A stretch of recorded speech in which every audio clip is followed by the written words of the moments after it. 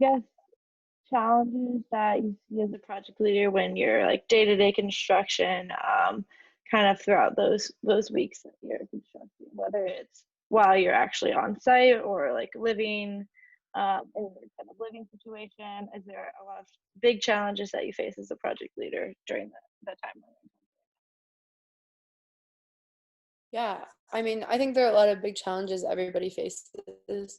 As a project leader, I think one of the most difficult things for me was that a lot of people have very defined roles on site. The safety manager knows exactly what their job is.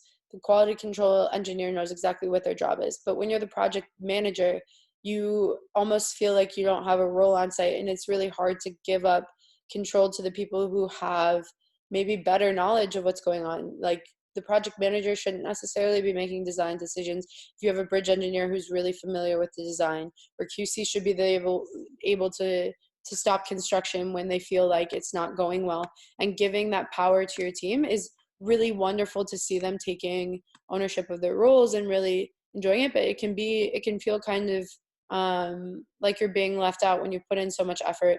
And so just remaining humble and finding your place in the work that needs to be done, whether it's just hauling water or talking to, the old people on site, just different things that might get neglected, and finding your space and making sure you're taking care of everyone. And making sure when you're a project leader in country that you're checking in with people emotionally and personally, because it can be really difficult. And if somebody isn't filling that role, or if you don't find somebody else to fill that role, if it's not something that you're necessarily skilled at, your team can really suffer. So I think those were the things that I really struggled with when I was in country, but it definitely changes based on experience to experience, and person to person.